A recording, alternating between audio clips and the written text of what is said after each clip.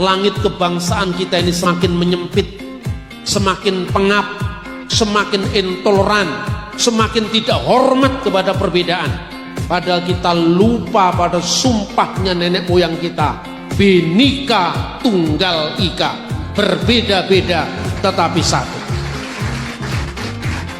Kita ini beragama itu jangan nemen-nemen lah, dan nemen-nemen fanatik, sering piknik, sering ngelencer, tahu temennya yang lain.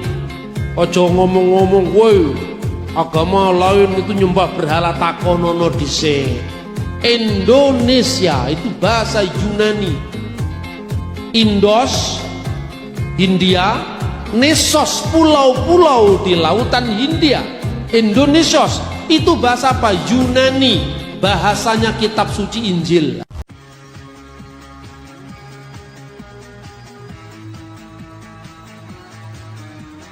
Sesuai dengan tema renungan kita pada perayaan ini, kita akan membaca Injil Yohanes pasal 15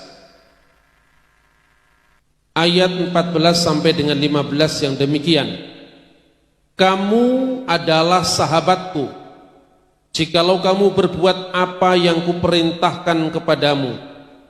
Aku tidak menyebut kamu lagi hamba, sebab hamba tidak tahu apa yang diperbuat oleh tuannya, tetapi aku menyebut kamu sahabat, karena aku telah memberitahukan kepada kamu segala sesuatu yang telah kudengar dari Bapakku. Amin. Saudara-saudara, menjelang peringatan Natal yang nanti akan jatuh pada tanggal 24 Desember setiap tahunnya. Sekarang ini kita masih berada dalam minggu penantian Natal, minggu-minggu Advent. Nah, saudara-saudara, apa makna kita menyambut Natal sebenarnya? Natal itu berasal dari bahasa Latin, natalis, yang artinya lahir. Dalam bahasa Arab, milad. Makanya di dalam bahasa Arab, perayaan Natal itu adalah Idul Milad. Setiap tahun kita memperingati Natal adalah lahirnya Yesus Kristus, atau dalam bahasa Arab disebut Isa Al-Masih. Nah, saudara-saudara, ayat ini membimbing kita dalam pemahaman yang menarik. Hari ini kita mendengar berita yang luar biasa bahwa Tuhan telah menjadikan kita sahabat. Bukan lagi hubungan antara tuan majikan dengan hamba, tetapi Tuhan rela untuk menjadikan umat ciptaannya sebagai sahabat. Aku tidak lagi menyebut kamu hamba, tapi sahabat. Apa cirinya sahabat? Sahabat itu adalah relasi kedekatan, relasi keakraban. Apa yang dirasakan dibagikan kepada sahabatnya, di-sharingkan, saling berbagi. Bayangkan Tuhan yang menciptakan alam semesta ini rindu untuk menjadikan umatnya sebagai sahabat. Karena tema saat ini adalah jadilah sahabat yang baik dalam kerangka Bhinneka Tunggal Ika. Karena apa? Setiap agama itu kan memiliki sejarah yang berbeda-beda. Nah, seorang sahabat yang baik itu bukan hanya sekedar sahabat dalam makna sesama iman, sesama agama, tetapi juga agama-agama lain, karena semuanya adalah ciptaan Tuhan. Sama-sama memiliki harkat kemanusiaan, tidak ada yang lebih rendah, tidak ada yang lebih tinggi. Di mata Tuhan semua umat manusia adalah satu. Lah ini spirit Natal, saudara-saudara. Karena sebagai seorang sahabat, tentu kita harus bisa saling memahami. Baru-baru ini ada heboh diviralkan di internet. Orang-orang yang tidak setuju dengan yang namanya salam lintas agama. Biasanya mulai Presiden Jokowi, pejabat-pejabat pemerintah, biasanya kalau mengucapkan salam ya salam Islam, Assalamualaikum warahmatullahi wabarakatuh. Ya salam Kristen, Shalom atau Shalom alaikum, salam sejahtera bagimu. Atau salam Hindu, Swastiastu, Om Swastiastu. Atau salam Buddha, Namo Buddhaya, salam kebajikan bagi orang Konghucu. Atau Rahayu, Bagas Waras bagi orang-orang aliran kepercayaan. Ini ada yang mempersoalkan. Lalu ada yang punya teori begini, kenapa kita orang Islam dipaksa untuk mengucapkan salam Hindu Om Swastiastu? Kenapa kita orang Kristen dipaksa untuk mengucapkan salam Islam Assalamualaikum warahmatullahi wabarakatuh? Kenapa kita yang bukan kebatinan disuruh mengucapkan Rahayu? Tidak perlu harus dipaksa, katanya begitu, tapi tidak salah juga. Kalau sekarang bahasanya bebek mengucapkan wek wek wek, ayamnya petok petok petok, yang petok ngerti bahwa bebek ngerti bahwa yang ngomong itu ayam. Ketika bebek wek wek, ayam tahu yang sedang bicara itu bebek. Ketika sapinya mengatakan moh moh ya moh karepmu, itu artinya bahasanya sapi. Atau kambingnya embek-embek, kita sudah tahu sama tahu, itu juga tidak salah. Tapi kan kita ini bukan bebek masalahnya, ya toh? Kita ini bukan ayam, kita ini bukan bebek ayam rojo kaya injang medal ing pangonan surup bali ing kandangi dewe-dewe labetan wonten ing sang sayaning margi, kata Pak Dalang. Kan kita bukan bebek, kita ini kan manusia. Manusia itu harus bisa toto jalmo, bahasanya manusia. Ketika kita orang Jawa disuruh bicara pakai bahasa Indonesia atau bahasa Melayu, sekarang sudah jadi bahasa nasional. Ketika kita sudah semakin besar, hubungan kita semakin luas, kita harus mengucapkan bahasa Inggris. Kalau tidak ada bahasa Inggris, kita tidak bisa menguasai dunia. Maka sangat wajar apabila seorang Muslim karena menghormati orang Hindu, dia mencoba untuk mengerti bahasanya umat Hindu dan dia mengucapkan Om Swastiastu.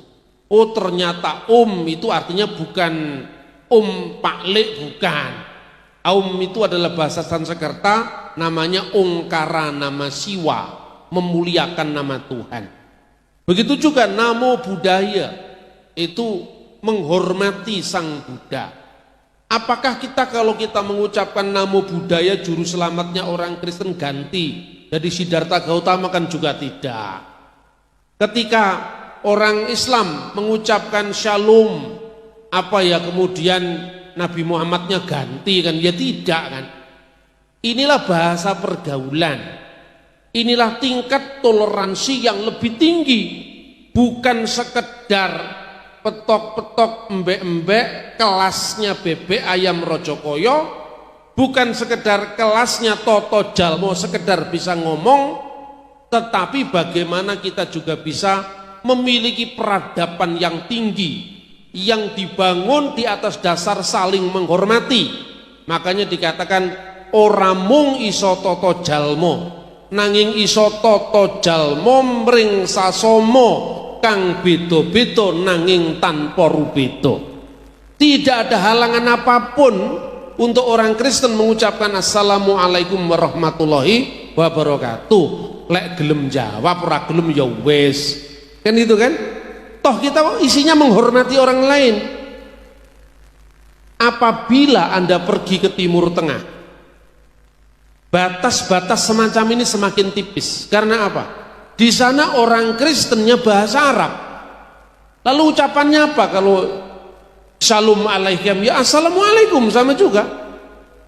Kalau di dalam Alkitab itu dikatakan Ja'a Yasua wa qala lahum Syalamu alaikum. Datanglah Yesus dan berkata kepadanya Salam sejahtera bagi engkau sekalian. Di negara Israel itu ada umat Islam. Umat Islam yang lahir di sana otomatis bahasa ibunya selain bahasa Arab adalah bahasa Ibrani. Nah, di sana Al-Qur'an diterjemahkan dalam bahasa Ibrani. Namanya Ha-Qur'an Ha-Mefwar Tirgem Ifrit. Al-Qur'anul Karim terjemahan bahasa Ibrani. Coba. Bismillahirrahmanirrahim diterjemahkan apa dalam bahasa Ibrani? Beshem Elohim Harahman Viharakum. Berarti Elohim bukan hanya miliknya orang Kristen loh. Anda sudah bikin kalau di Indonesia GPD Elohim, itu pasti Kristen. Tidak mungkin Anda mengatakan GPD Allah, rasanya nggak pantas toh. Kenapa nggak pantas? Ora biasa. Mergo awake dhewe kabeh ngomongnya cara Jawa, cara Indonesia, orang ngomong cara Arab gitu. Ini batas kebudayaan, dan sekarang itu apa? Dengan alat yang kecil ini kita bisa melanglang dunia. Kalau dulu orang mengaji kitab suci itu identik dengan Islam, sekarang tidak lagi. Karena apa? Jauh sebelum munculnya agama Islam, orang-orang Kristen di Mesir, orang-orang Kristen di Syria, itu kalau baca Alkitab dingajikan, itu budaya timur. Sama dengan kalau di Indonesia, di Jawa khususnya ya, dandang gula apa itu miliknya Islam? Apa itu miliknya Hindu? Kan enggak. Dandang gula kalau dia dibuat solawatan, nah itu Sunan Kalijogo. Dandang gula kalau dibuat ono kidung rumeksa ing wengi, itu piwulangnya Sunan Kalijogo. Teguh hayu luputo ing loro,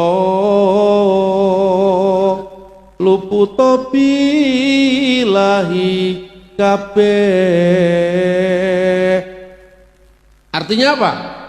Memohon Tuhan supaya jin setan datan purun, setan ora doyan demit orang dulit, nanging tetap bisa masuk angin. Artinya apa? Ini bahasa itu netral, bahasa itu bukan memihak. Begitu juga ketika Anda mendengar tembang Megatro, sigro milir sang ketek si nunggu bacul Joko Tingkir, ya kan, Sultan Hadiwijaya. Tapi kalau Kiai Sadrah, seorang pemimpin Kristen pada abad 19, dia nembangnya awal pembacaan firman kayak kita ini. Duh yang witi kawula saos syukur. Nah, itu Kristen. Karena ada engasmane Gusti Yesus dan seterusnya. Begitu juga di Timur Tengah. Kenapa orang Indonesia itu jadi usil, gampang sekali tersinggung? Karena orang roh persoalannya. Ya, perhatikan. Anda klik saja di HP ini, buka Google, Anda tulis reciting the Shema in Hebrew. Reciting, jangan reading. Kalau reading itu cuma dibaca biasa. Ayat Alkitab misalnya, Shema Yisrael Adonai Elohenu Adonai Echad. Dengarkanlah wahai Israel, Tuhan Allah kita, Tuhan itu esa. Itu reading Bible. Tapi kalau reciting the Bible in Hebrew, Shema Yisrael Adonai Elohenu Adonai Echad. Coba bandingkan. Ayyalas sholah, kan mirip tuh? Kenapa mirip, Pak? Apa yo ora oleh mirip? Wong padha-padha di Timur Tengah. Apa orang Kristen tidak boleh mirip sama orang Islam karena sama-sama di Dampit? Ayo sekarang, kowe aja ngomong ngono, Pak, ora oleh, Pak. Iki Islam. Iki basane duduk wong Islam tok.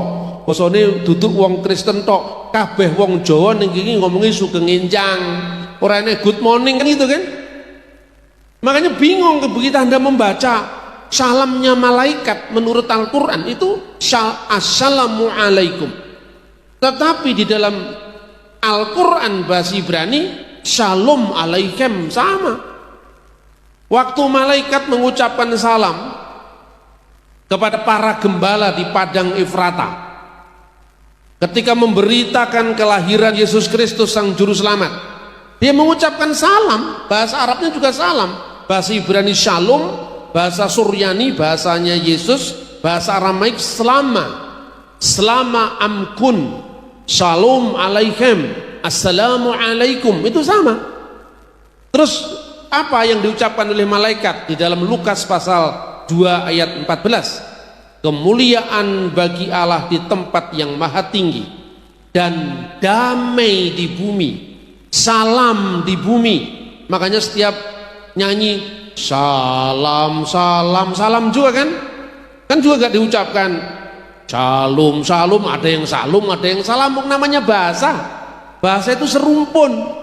Tidak ada telepon merek Kristen, telepon merek Islam, tidak ada. Beras merek Hindu, beras merek Islam, tidak ada. Agama kok malah jadi unsur memisah-misahkan kita hanya karena bahasa. Agama harus membawa persatuan. Kata Bung Karno, jikalau engkau orang Hindu, jangan jadi orang India. Jikalau engkau menjadi orang Kristen, jangan jadi Yahudi. Jikalau engkau menjadi orang Muslim, jangan jadi orang Arab. Tetap jadi orang Indonesia dengan kekasan Bhinneka Tunggal Ika. Nah itu saudara-saudara, jadi orang Indonesia itu harus membawa contoh tentang kerukunan, tentang toleransi satu sama lain. Saya baru memberi kuliah di IAIN Salatiga minggu yang lalu. Jadi saya baru pulang dari Salatiga, kemudian saya ada seminar di GKJ di Jogja. Dari IAIN saya ke Kristen, dari ke Kristen balik lagi sekarang ke Kristen, IPDI Wonokoyo. Apa yang saya rasakan di sana? Setiap orang sebetulnya rindu untuk mendengar nyanyian perdamaian. Makanya nyanyian perdamaian yang disuarakan malaikat adalah Gloria in excelsis Deo et intera pac hominibus bunai voluntatis. Itu dalam bahasa Latin. Diterjemahkan dalam bahasa Arab apa? Al-masdulillahi fil ali wa alal artis salam wa bin nasil masarat. Segala kemuliaan bagi Allah di tempat yang maha tinggi, dan salam damai sejahtera di bumi bagi setiap orang yang berkenan kepadanya. Berita Natal itu bukan hanya berita untuk orang Kristen, tetapi berita wa alal ardis salam wa al shalom kol haaretz. Shalom untuk semua masyarakat di bumi, apapun sukunya, apapun agamanya, apapun adat istiadatnya. Maka kalau agama bisa menjadi motor perdamaian seperti yang dicontohkan oleh Presiden Jokowi, setiap kali membuka pertemuan-pertemuan dia selalu mengatakan assalamualaikum warahmatullahi wabarakatuh, shalom alaikum atau shalom, om swastiastu, namo buddhaya, salam kebajikan, rahayu tak tambahi bagas waras, supaya selamat selama-lamanya. Itu loh. Ini berita yang luar biasa saudara-saudara. Lalu saya sampaikan di forum-forum lintas agama itu, apa sih keberatannya kita mendoakan shalom, mendoakan damai, mendoakan sejahtera bagi orang lain? Nanti ditolak Pak. Kalau ditolak sing penting oleh pahala. Karena apa? Karena kita berniat baik. Apa yang kamu perbuat baik itu tidak pernah kembali, itu pasti berbuah, itu janji firman Tuhan. Oleh karena itu saya sampaikan, Bu, ya kita melihat sejarah panjang bangsa kita. Itu ada naskah dalam bahasa Sunda, namanya Sang Hyang Siska Kanda Ingkar Siang. Itu ditulis kompilasi buku didaktik tentang pelajaran kepada para resi, baik itu Hindu maupun Buddha. Dan sang raja itu berdiri tengah-tengah karena mengayomi seluruh umatnya. Makanya Anusapati gelarnya Sang Yang Siwa Buddha, karena dia menjadi perlindungan bagi masyarakat yang beragama Hindu, perlindungan bagi masyarakat yang beragama Buddha. Begitu juga Raja Pajajaran, ketika Hindu masuk, Buddha masuk, dulunya kan semua ini agama lokal yang disebut aliran kepercayaan. Dia mengatakan apa? Semua diberi salam. Inilah salam lintas agama pertama kali dalam sejarah, yaitu Siska Kanda Ingkarsian. Keren namanya ya. Dia mengucapkan salam bagi orang-orang Hindu, Ongkara Nama Siwa, sembah Rihulun Sang Yang Panca Tathagata. Salam bagi Sang Panca Tathagata Buddha. Semuanya dilakukan agar semuanya menjadi baik. Itu antara abad ke-8 Masehi sampai abad ke-15. Tetapi apakah berarti sang raja agamanya tidak jelas? Oh enggak, hanya orang padang pasir yang minta jelas-jelasan itu. Karena apa?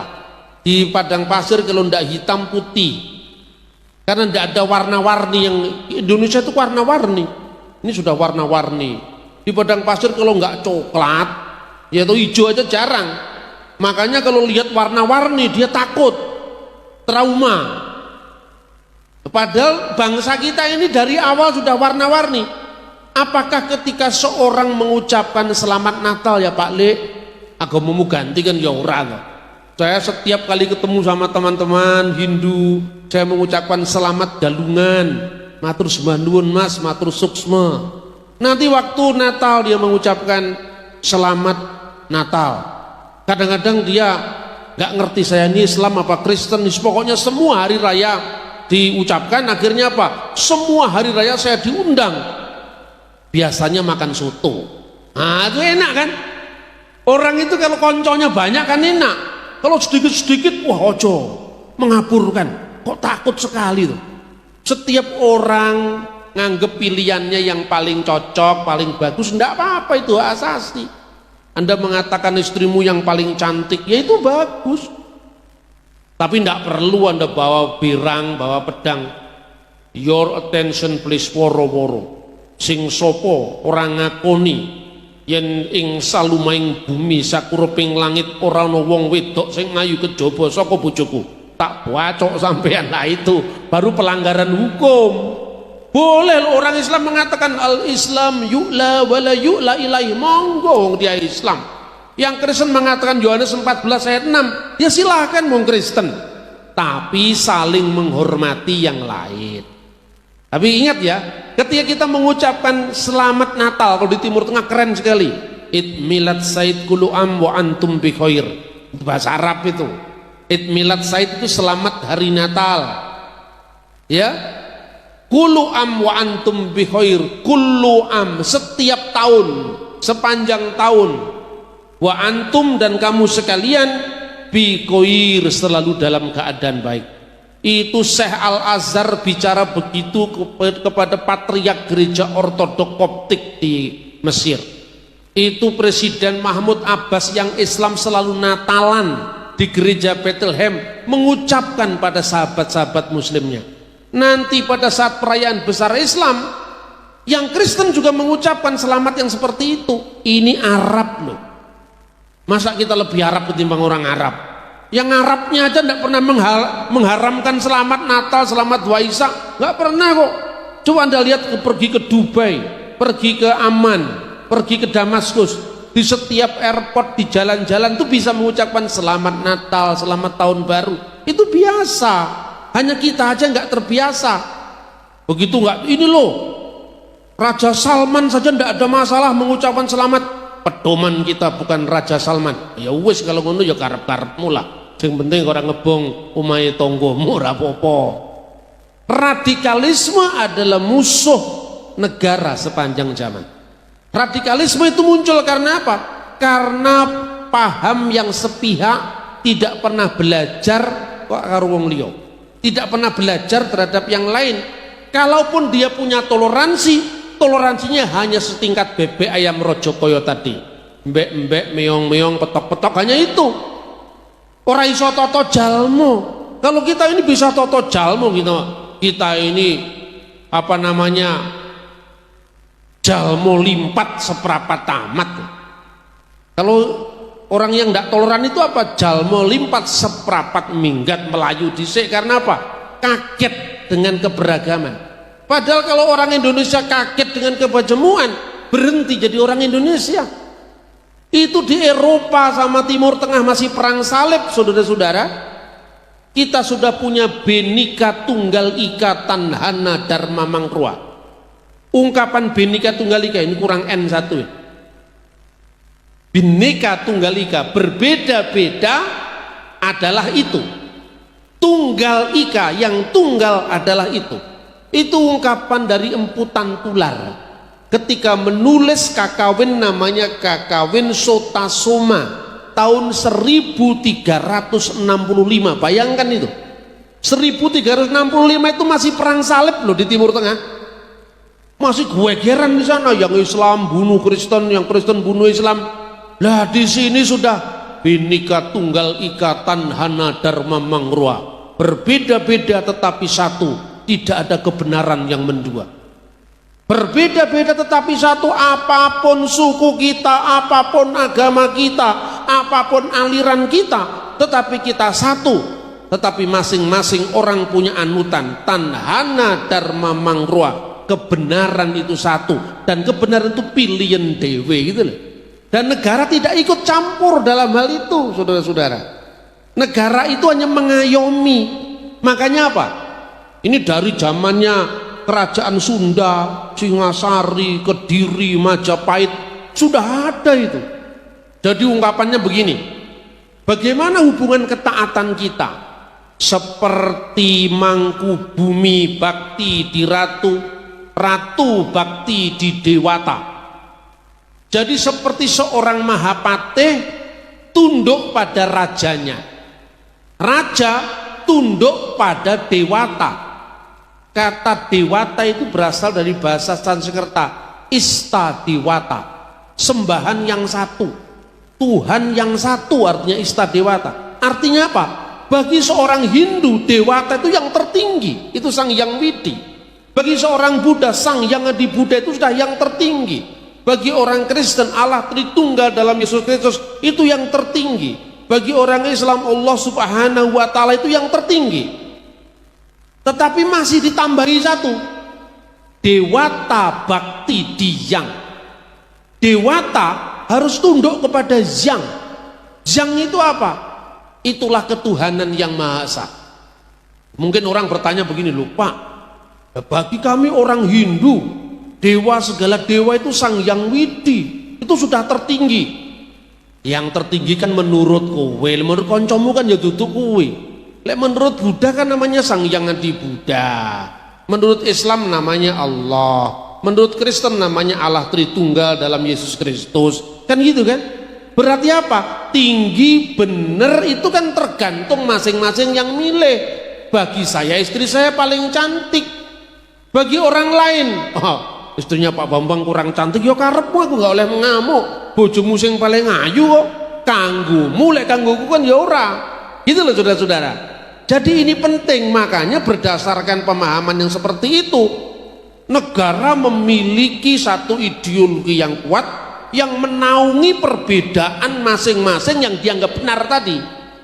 Bagi orang Muslim, silakan engkau melakukan tuntunan-tuntunan menurut kitab suci Al-Quran, kata Bung Karno.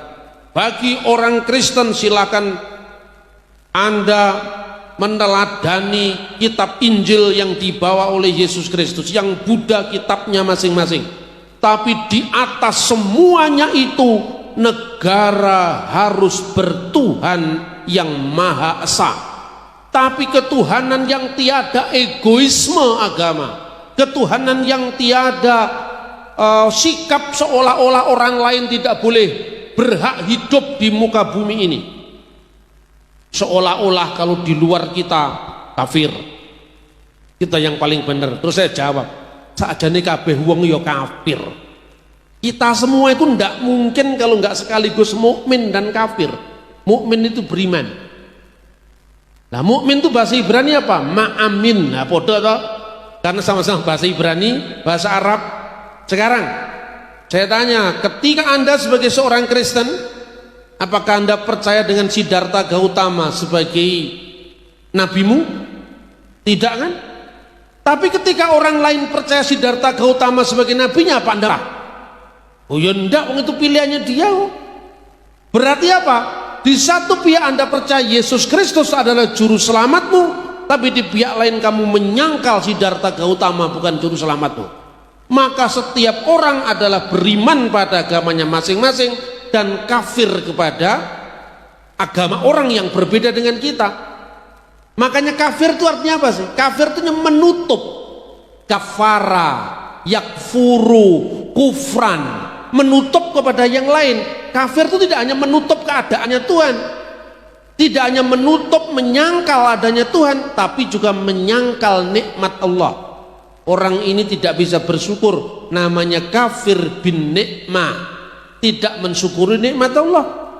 Seperti ini maknanya. Maka setiap orang itu sekaligus beriman pada imannya menurut tuntunan agamanya, sekaligus dia mengkafiri orang lain. Mengkafiri bukan haknya orang lain beda dengan kita, konsepnya kita tolak.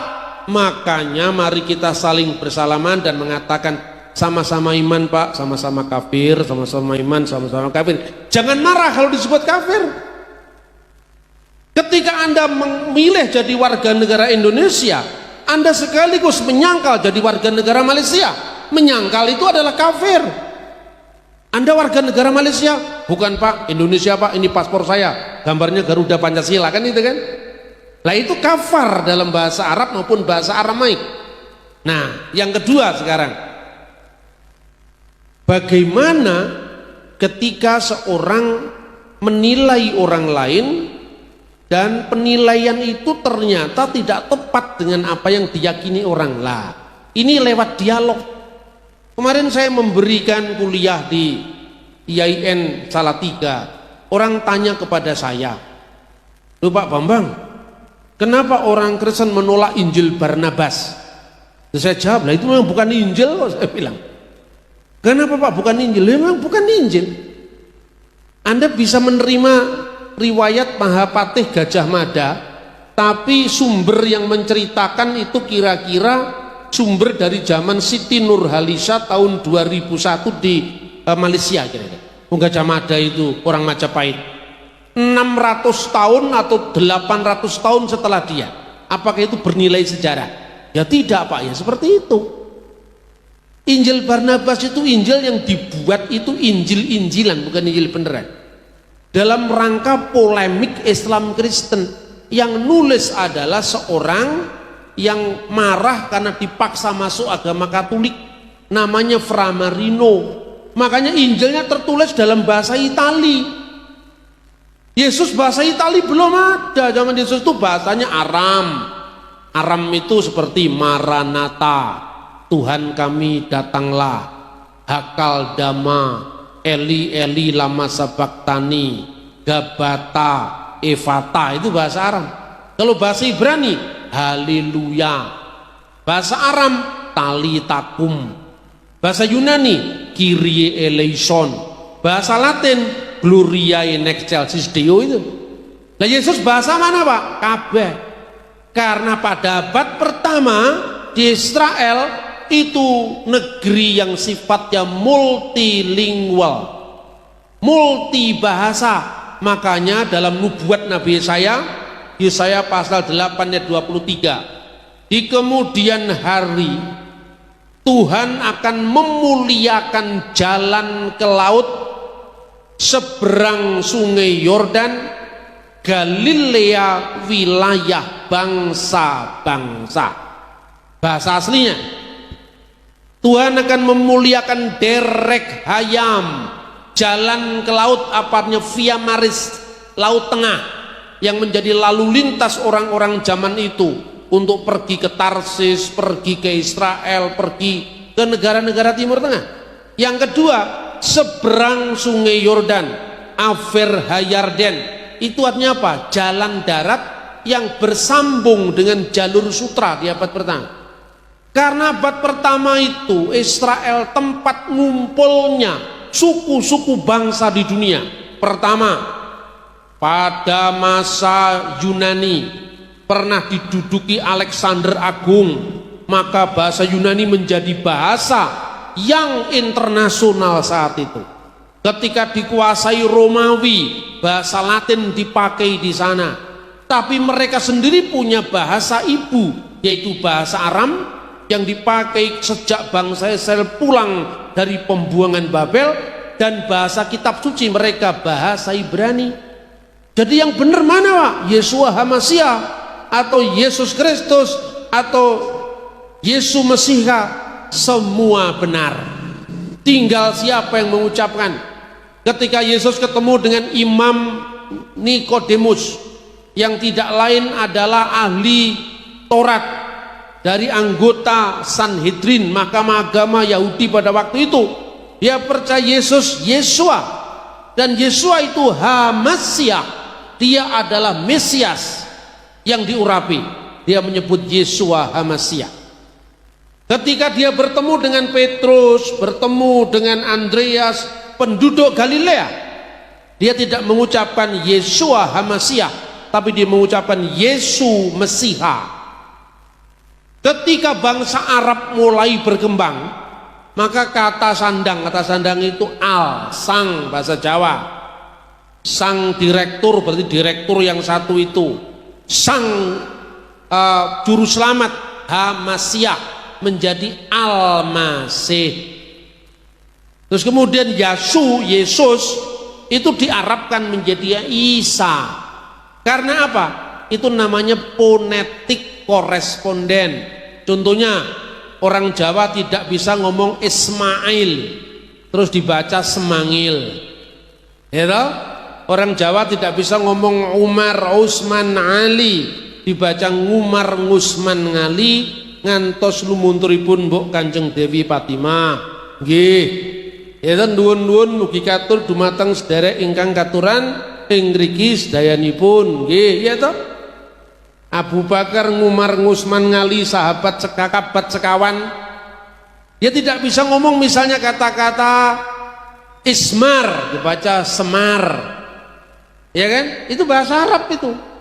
Banyak yang seperti contoh. Maka seperti kata Yerusalem, Shalom Shalom Yerusalem, Shalom Shalom Yerusalem. Yerusalem dalam bahasa Ibrani dibaca Ursalim, Yordan Urdun, Yesayahu Isaya, Yesaya Isaya, Yesua Isa, gitu loh.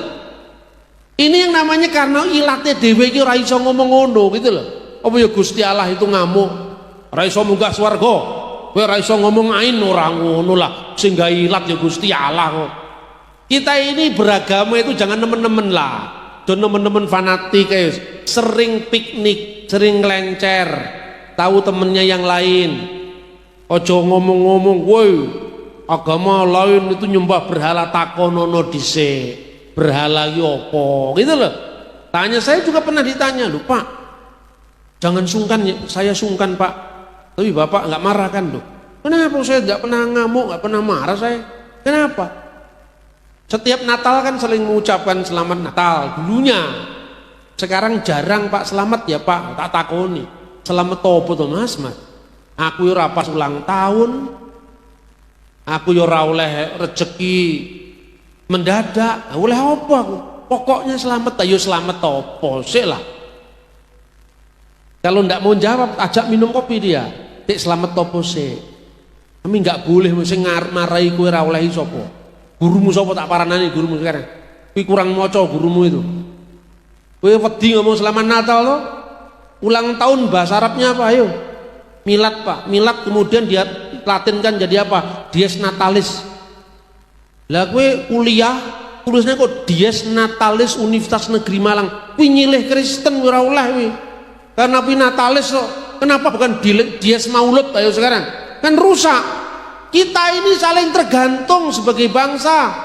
Ayo sekarang kalau Anda anti Kristen, rumus matematikamu huruf Yunani apa huruf Arab sekarang? Lambda, beta, ya toh? Huruf Yunani nggak iso diganti. Lam ngerusak matematika. Ini maka kita ini mesti sering kelencer. Dolan mojo kalah karo pitik lah. Pitik sobon dinti kok. Masa kita tidak mau ngelencer itu loh. Terus saya beri contoh. Bukti bahwa negara kita itu negeri yang beragam saling menghormati. Poconen Pancasila. Kok bisa Pak?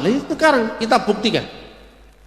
26 kata dalam Pancasila itu bukti bahwa kita ini minjem dari Sanskerta, Arab, Yunani, Latin. Terus kita tidak akan mungkin apabila kita tidak saling meminjam dalam bahasa. Bingung kita. Ada orang mengatakan gini, jangan mengucapkan selamat hari Minggu Pak, itu kristenisasi. Loh, kok bisa? Minggu itu Domingo, artinya hari Tuhan. Tuhan Allah Yesus Kristus. Jangan mengucapkan itu. Itu ya kurang piknik pisan. Anda tahu koran-koran zaman Belanda, salah satunya yang merintis koran Indonesia itu adalah Raden Mas Adi Suryo. Itu tokoh pers nasional yang mendapatkan penghargaan sebagai Bapak Pers Indonesia di zaman Presiden SBY. Dia perintis koran berbahasa Indonesia pertama, bahasa Melayu pertama, namanya Pemberita Betawi. Terus ditulis di situ, Mingguan Pemberita Betawi. Ini orang Indonesia asli, orang Jawa itu, namanya Raden Mas Tirto Adi Suryo, orang Indonesia itu. Salah satu tokoh Syarikat Dagang Islam dan salah satu anggota Budi Utomo. Kenapa kok harinya bukan Ahad Pak? Kenapa Minggu? Ini kristenisasi. Moco dhisik Mas. Tirto Adi Suryo itu Muslim. Yang memperkenalkan kata mingguan itu Tirto Adi Suryo. Itu tahun 1910 itu. Jadi kalau sekarang hari dalam seminggu itu berapa? 7 Pak.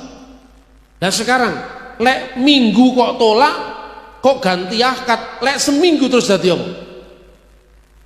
Ayo kan bingung toh? Sepekan Pak ora, pekan iki 5. Dinten 7 pekenan gangsal bujeng jejeg damel njejeki sing gadah kriya. Mboten kan itu kan? Pekenan itu gangsal. Maka kalau Anda melihat kalender zaman Majapahit ada Dwiworo, Triworo, Caturworo, Poncoworo, baru yang terakhir Saptawara. Itu baru 7. Makanya kita ini kalender ganti-ganti kita juga nggak tahu. Kita hanya mengkritik karena kurang pengetahuan. Makanya kemudian baca kembali sekarang contohnya Pancasila itu. Ada orang yang paling berhak katanya sila pertama itu tidak berlaku untuk orang Kristen, tidak berlaku untuk orang Hindu. Sekarang saya tanya, ketuhanan itu bahasa apa itu? Bahasa Arab? Bukan, itu asli bahasa Melayu. Kean dan kata Tuhan. Yang bahasa apa? Indonesia. Maha bahasa Sanskerta. Malah nggak ada Arabnya, nggak ada Yunaninya, yang ada Sanskerta. Maha itu artinya agung, Maha itu artinya besar. Makanya ada Mahabharat. Nah, Barata yang agung, iya toh? Maha itu luar biasa, agung, besar. Esa itu bahasa Sanskerta bukan, bahasa Arab bukan.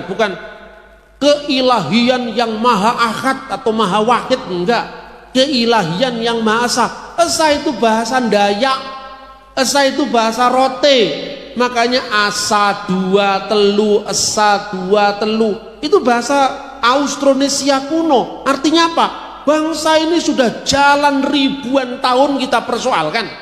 Yang kedua, kemanusiaan. Yuk sekarang, manusia itu bahasa Arab bukan. Bahasa Ibrani, yang sok Kristen bahasa Ibrani, yang sok Arab bahasa Arab bukan. Bahasa apa? Manusia, bahasa Sanskerta dul.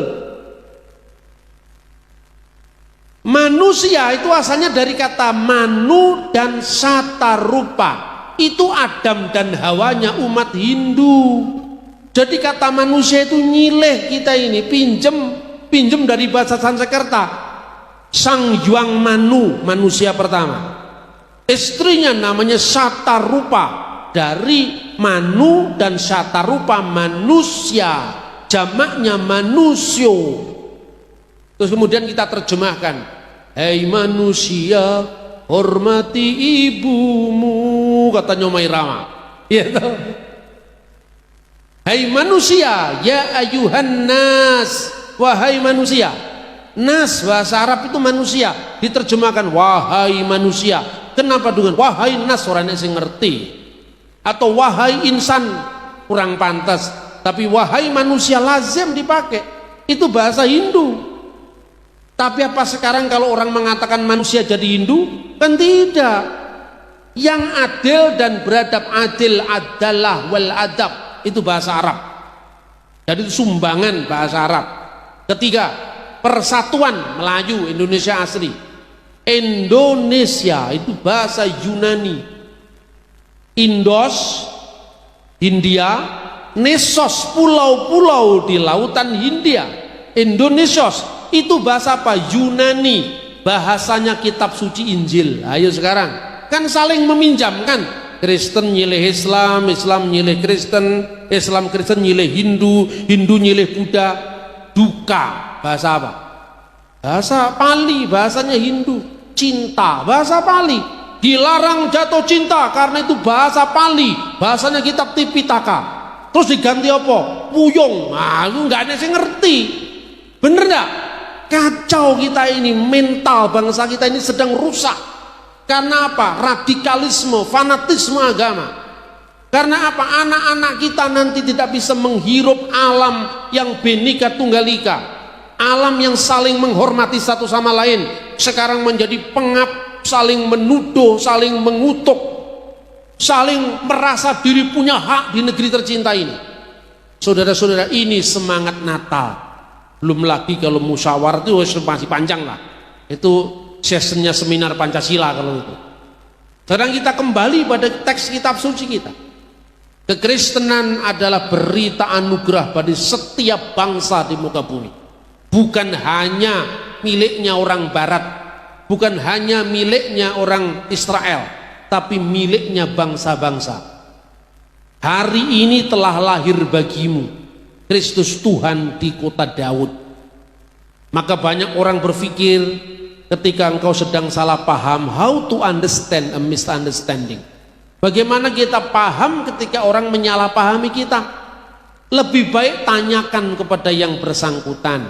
Jangan mengembangkan karikatur-karikatur terhadap agama lain. Misalnya mengatakan begini, yang Kristen menuduh yang Islam menuduh yang Hindu menuduh yang Buddha, yang Islam menuduh yang Kristen. Biasanya itu rawan. Tetapi saya itu punya prinsip, jangan ada dusta di antara kita. Kadang-kadang kalau kita lagi pertemuan umat beragama, ya, kita ini rasanya kayak clear gitu, pemimpinnya yang clear. Di luar kita tetap aja nggak ikhlas kita bersatu. Contohnya, ya, tapi ya kalau soal kita kan akidahnya beda. Wis kan biyen Mas, le akidah itu beda kan biyen. Wis sejak zamannya Siwa Buddha itu sudah beda. Orang mung saiki tok. Makanya seringkali orang menuduh orang itu berdasarkan karikatur kita. Misalnya, ketika ada ayat-ayat kekerasan dalam Islam, apa di Kristen nggak ada? Ada juga. Kalau Anda menuduh Islam kemudian teroris, ayat ini juga bisa dimaknai teroris. Misalnya, jangan kamu mendahului mengucapkan salam kepada orang ahli kitab. La tabda'ul yahuda wan nasara bisalam. Jangan kamu mendahului mengucapkan salam kepada orang Yahudi dan orang Kristen. Makanya ini menjadi dalil tidak boleh mengucapkan salam. Tapi konteksnya apa di situ? Konteksnya apa? Diriwayatkan Nabi Muhammad bersama sahabatnya ketemu sama orang Yahudi. Lalu orang Yahudi tadi mengucapkan Assalamualaikum. Terus kemudian Nabi bertanya kepada muridnya, sahabatnya, tahukah kamu apa yang diucapkan si Yahudi tadi? Assalamu alaikum. Apa artinya? Celakalah kalian, jahatlah kalian, brengsek kalian, gitu loh. Nabi menjawab apa? Jawablah wa alaikum saja, tidak usah salam. Karena dia ngomong asam kok, bukan salam. Kalau orang Jawa asem gue, ganti aja, gitu loh. Konteksnya ada, di Alkitab juga ada. 2 Yohanes pasal 1 ayat 10 sampai 11. Jangan kamu mengucapkan salam kepada mereka. Padahal Yesus mengatakan, jikalau kamu memberikan salammu hanya kepada orang-orang yang sesama kamu, apa bedanya kamu dengan orang lain? Ucapkanlah salammu kepada setiap orang, tetapi cintamu hanya untuk seorang, kan itu kan? Jadi tidak salah menebar kebaikan. Ayat ini punya konteks, punya latar belakang sejarah, tidak bisa dipukul rata. Ketika orang mengatakan pada zamannya Rasul Yohanes itu ada, ini latar belakang kenapa di dalam 2 Yohanes pasal 1 ayat 10 sampai 11 itu dilarang mengucapkan salam kepada orang-orang yang jahat itu tadi. Karena apa?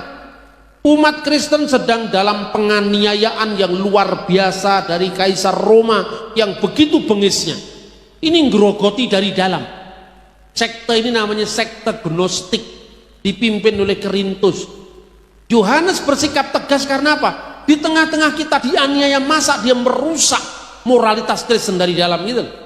Tapi kalau sekarang kan ya tidak ada urusannya dengan Gus Dur, tidak ada urusannya dengan NU, semua itu koncone dhewe kok. Buktinya apa? Nah itu kalau selamatan diater-ateri itu kan artinya apa? Eling karo koncone, lek aku warek koncoku kudu warek. Kan itu kan? Kalau saya sehat, teman saya juga sehat, kan itu lah. Ini kehidupan berbangsa. Tapi kita akidahnya beda, Pak. Ket mbiyen iki wis beda. Ora usah dipersoalkan, sejak dulu sudah berbeda. Tapi takono jojongku malah kleru. Contohnya begini. Laqad kafara alladziina qalu innallaha salisu salasa. Sungguh telah kafir orang yang mengatakan Allah itu ketiga dari yang tiga. Itu ditafsirkan Tritunggal. Lek enek wong Kristen nyanyi kuwi rungokno. Ketiganya yang esa. Enek enggak sing nyanyi?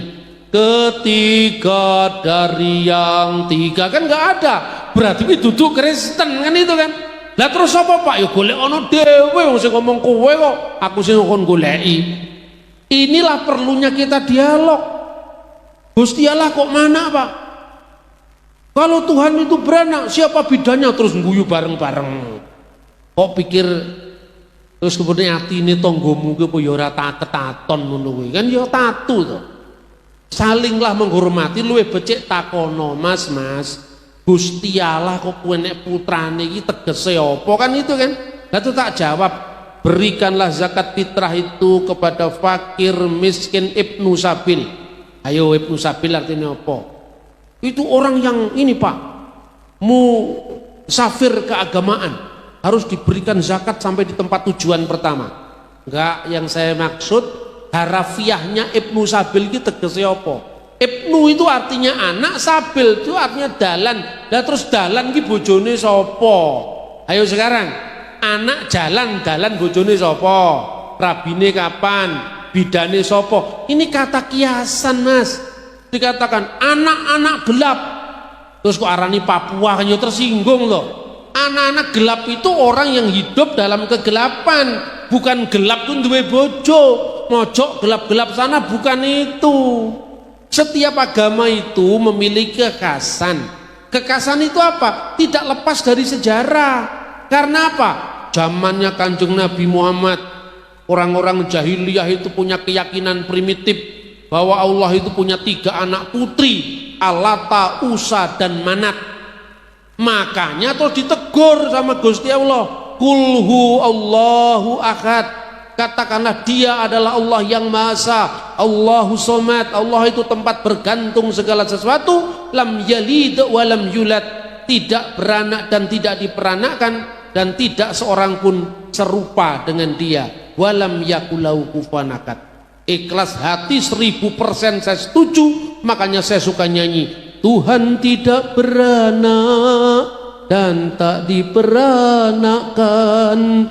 La ilaha illallah, tiada Tuhan selain Allah. Amin. Betul sih ngomong Gusti Allah anak ya sopo. Gitu loh. Ini perlu dialog. Ini perlu keterbukaan. Takono dewe karo wong Hindu, apa betul dewoi Gusti Allah? Takono dewe karo wong Kristen, apa bener Tritunggal itu Bapak, Ibu dan anak? Lho sapa sing ngomong Tritunggal Bapak, Ibu dan anak? Lah itu Maria, Pak. Ora enek wong Katolik berdoa demi nama Bapa dan Ibu dan anak, ora enek, Mas. Bapa, Putra dan Roh Kudus. Putra yo ora ateges Gusti Allah yo peputra lan diputraake. Secara fisik itu bukan. Masa kalah cerdas karo Darmo Gandul. Darmo Gandul aturira ares. Darmo Gandul bertanya pada gurunya, sopan sekali. Nopo to kang sinebut agama srani puniku tegese? Apakah yang disebut agama srani itu? Karena wong Jawa senengane otak-atik matuk, Gusti baguse ngati. Srani sarananing wong ngabekti. Terus dijawab, Ikalam wati pitutur tegese srani puniki sarananing manembah mrengalah satu jalan orang menyembah kepada Allah yang sejati. Mula Kanjeng Nabi Isa, itulah sebabnya Kanjeng Nabi Isa sinebut putraning Allah sejati tan nganggo nyembah brahala gung. Artinya apa saudara-saudara? Coba terbayang enggak? Darmo Gandul nulis abad 19, punya pemikiran jauh lebih maju ketimbang kita di abad 21, sing senengane ngrasani tanggane sing beda agama, sing tugase ngrasani tanggane mergo saka salame beda. Bangsa ini lebih primitif dari zaman dulu. Saya waktu SMP, saudara-saudara, teringat dengan pelajaran bahasa Indonesia. Pernahkah Bapak Ibu mengingat seorang penyair pujangga baru namanya Amir Hamzah? Lahir tahun 1911, meninggal 1946. Di dalam salah satu karyanya, Amir Hamzah itu menulis Bhagavad Gita. Itu kitab suci orang Hindu yang sering dikutip oleh Bung Karno. Karmani ewadi karasti mapalesu kedacana. Berjuanglah, berjuanglah tanpa menghitung akibatnya bagimu. Karmani wadika rasti mapali sukedacana. Kalau orang India gitu nyanyinya. Itu dari kitab Hindu, diterjemahkan seorang Muslim, seorang pujangga pujangga baru. Tidak pernah ada orang nyinyir Amir Hamzah agamanya tidak jelas, sudah murtad, sudah kafir, nggak ada. Itu tahun 1940-an. Coba. Tidak hanya itu, Amir Hamzah menerjemahkan Sirul Asar Sulaiman, kitab Kidung Agung, bagian dari kitab Perjanjian Lama ini. Berarti apa? Langit kebangsaan kita ini semakin menyempit, semakin pengap, semakin intoleran, semakin tidak hormat kepada perbedaan. Padahal kita lupa pada sumpahnya nenek moyang kita, Bhinneka Tunggal Ika, berbeda-beda tetapi satu. Natal mengembalikan kita pada rel sebenarnya, pada toleransi, pada penghormatan akan perbedaan, bahkan ketika kita disalahpahami. 1 Petrus pasal 3 15-16. tetapi siap sedialah segala waktu untuk memberikan pertanggungan jawab tentang pengharapan yang ada padamu, tetapi haruslah dengan lemah lembut dan dengan hormat, termasuk hormat terhadap perbedaan, dan dengan hati nurani yang murni, supaya orang yang memfitnah kamu karena hidupmu yang saleh di dalam Kristus menjadi malu karena fitnahan mereka itu. Saya pun, saudara, ini terakhir saya sampaikan, ketika orang salah menilai iman saya juga tidak ingin mempermalukan dia di depan umum, tidak.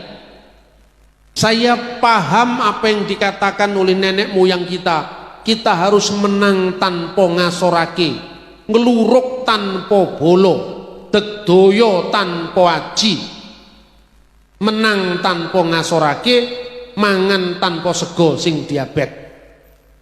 Nah itu ndak ada, itu tambahan.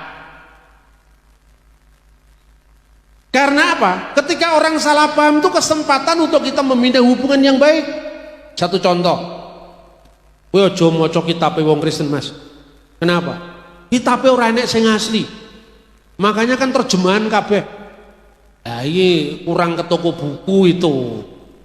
Cari di lembaga Alkitab Ibrani Indonesia untuk Perjanjian Lama sudah terbit, sudah lama sekali, puluhan tahun yang lalu. Alkitab Yunani Indonesia lebih lama lagi, jadi ada.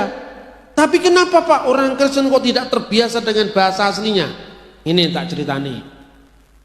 Orang Kristen itu kitab sucinya mulai dari zaman kitab Taurat Nabi Musa, ditulis kira-kira tahun 1400 sebelum Masehi, sampai risalah Yohana, surat-surat Rasul Yohanes itu ditulis sebelum kematiannya tahun 90 Masehi.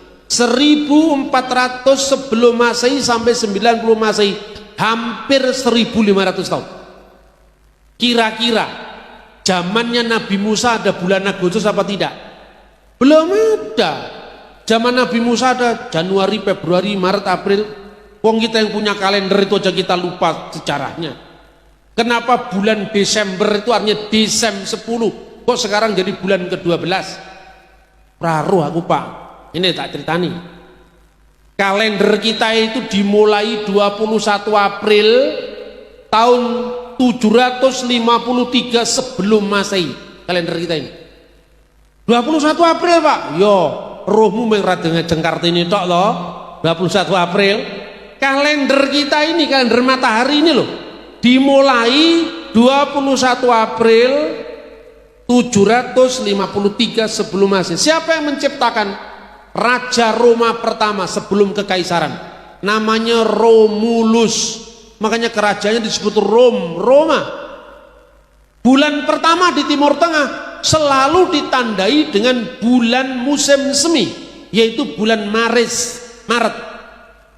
Kalau di Babel, sekarang Irak, Nisan. Makanya bulan-bulannya cuma 10 pertama kali. Ini urutannya dengan Natalan, ya. Apa itu pertama? Maris, bulan pertama. Aparilis, musim semi artinya. Juni. Terus kemudian Sektilis, belum. Juli itu kapan? Nanti Julius Kaisar yang mengadakan itu.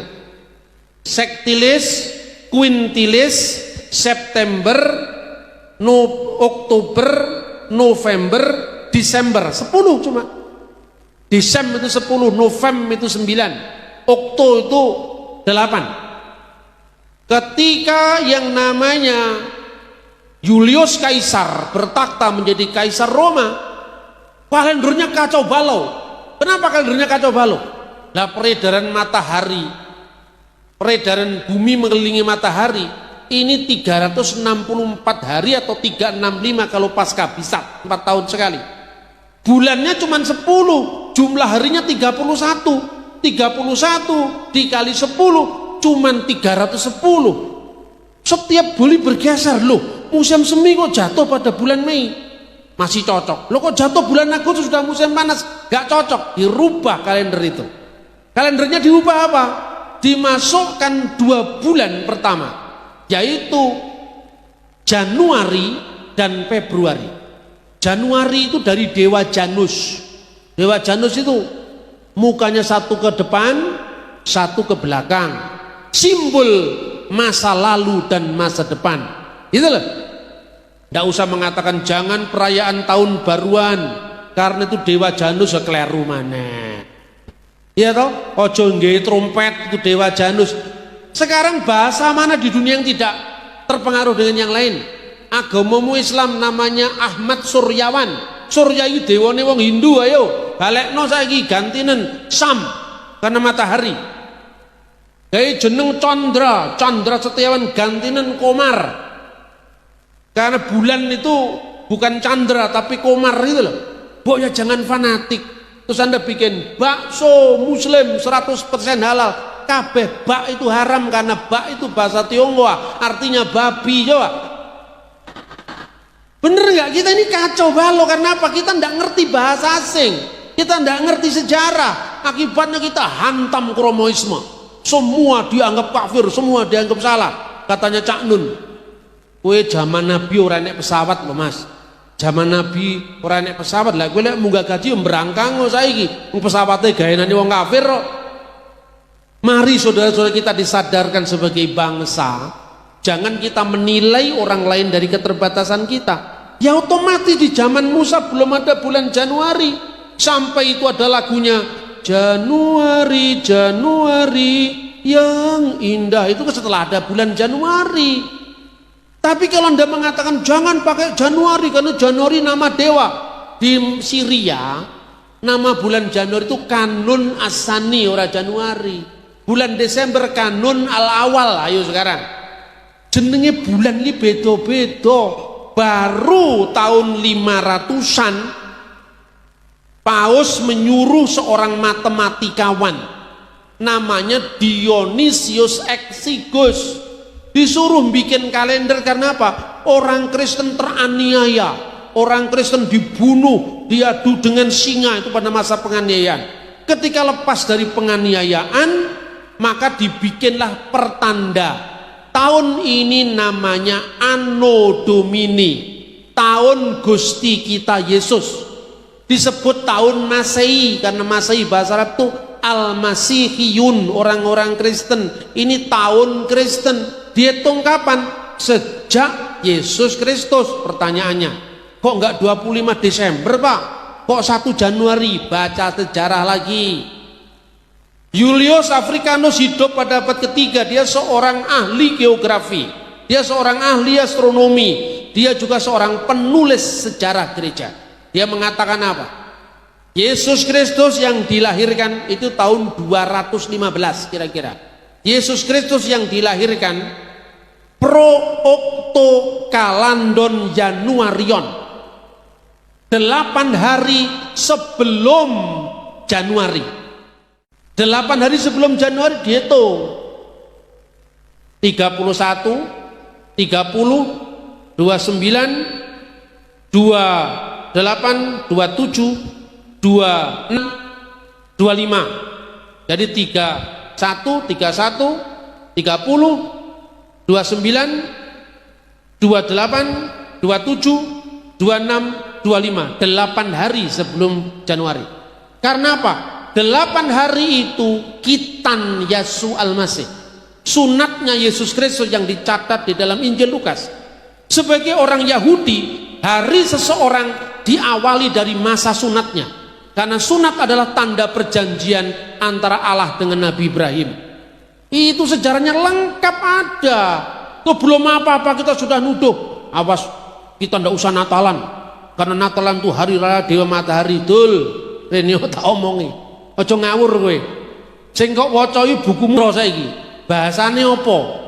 Ngerti ya tak ceritane.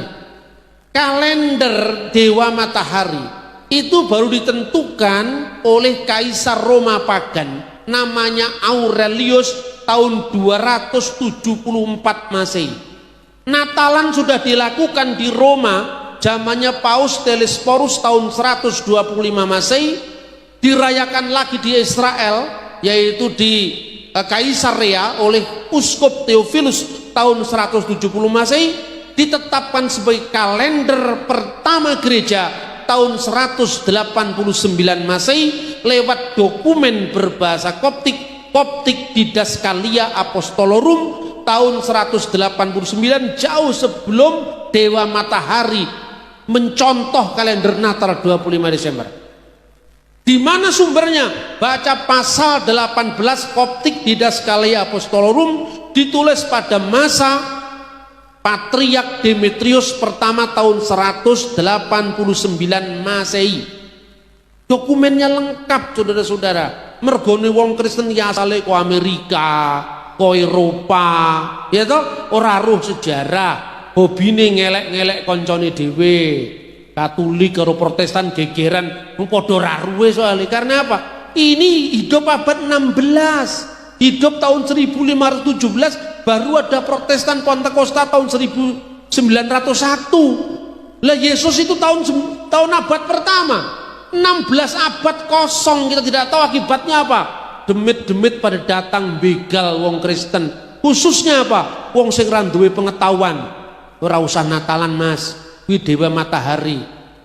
Dewa Mata itu Natale Sol Invictus, tak goleki. Endi saiki tulisane Sol Invictus mana? Ora roh. Ini Pak, Ensiklopedia Britannica. Wong sing nulis entry ora roh ceritane. Karena apa yang nulis dari tahun 1978, 1960, 1895. Nah ini kejadiannya tahun 1 sebelum Masehi. Itu loh saudara-saudara. Makanya Natalan itu memang tanggal 25 Desember. Ini data sejarah kuno. Pertanyaannya sekarang, Desember kan musim dingin Pak. Apa ada gembala yang menggembalakan dombanya di padang? Ora roh Israel kalau ngomong gitu. Rohmu mekur Eropa. Karena apa? Bulan Desember di Bethlehem itu hawanya hangat. Tidak sama dengan Eropa. Era percorono dewe. Melu aku tanggal 19 Desember. Saya nanti akan jadi pembimbing, bayar tapi. Ya toh? Bethlehem itu suhunya antara 8 derajat Celcius sampai 15 derajat. 8 derajat itu belum ada salju kecuali di bawah 0 derajat. Kalaupun ada salju di Israel biasanya di bulan Desember akhir, itu di Bukit Hermon, tidak di Bethlehem. Terus yang disebut padang gembala itu bukan padang gembala biasa. Itu padang gembala namanya Migdal Eder, terletak 10 mil dari perjalanan Yerusalem menuju ke Migdal Eder. Itu tempat para kawanan domba Bait Allah menggembalakan dombanya untuk persiapan korban di Bait Allah. Bukan gembala biasa kayak di Australia, di Amerika, itu tidak. Makanya arkeologi, ilmu purbakala itu penting untuk memahami Alkitab. Saya sudah bicara panjang lebar ke sana kemari ke sana. Ternyata saya juga mimiren juga lambi saya. Nah, Tuhan memberkati dan mari kita berdoa untuk menutup renungan kita saat ini. Mari kita berdoa. Saya akan berdoa menurut tata cara Kristen Ortodoks. Bismillahirrahmanirrahim warahil kudusal ilah wahid. Abanallati fis samawat liyataqaddas ismuka liya'ti malakutuka litakun masyiatuka kama fis sama'i kadzalika 'alal ard kubsana kafafana atinal yaum waghfir lana dzunubana kama nakfaruna aidan lil mutnibina ilaina wala tudkilna fit tajribah lakin najina minas sirir bil masih yasura bina li analakal mulka wal quwata masda ilal abad.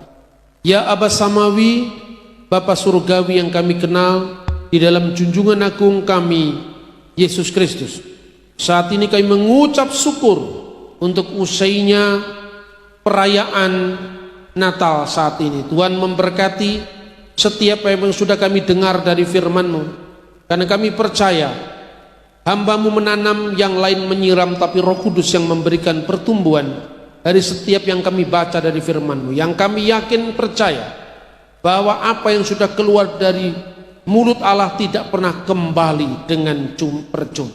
Semua akan berbuah berlipat kali ganda. Dan firman itu ditabur bukan di tempat yang berbatu-batu, di tempat yang subur seperti bumi kami Indonesia. Tuhan berkatilah firman-Mu yang sudah dinyatakan kepada kami. Hanya di dalam nama Yesus, Juru Selamat kami yang hidup, kami berdoa dan mengucap syukur. Haleluya. Amin.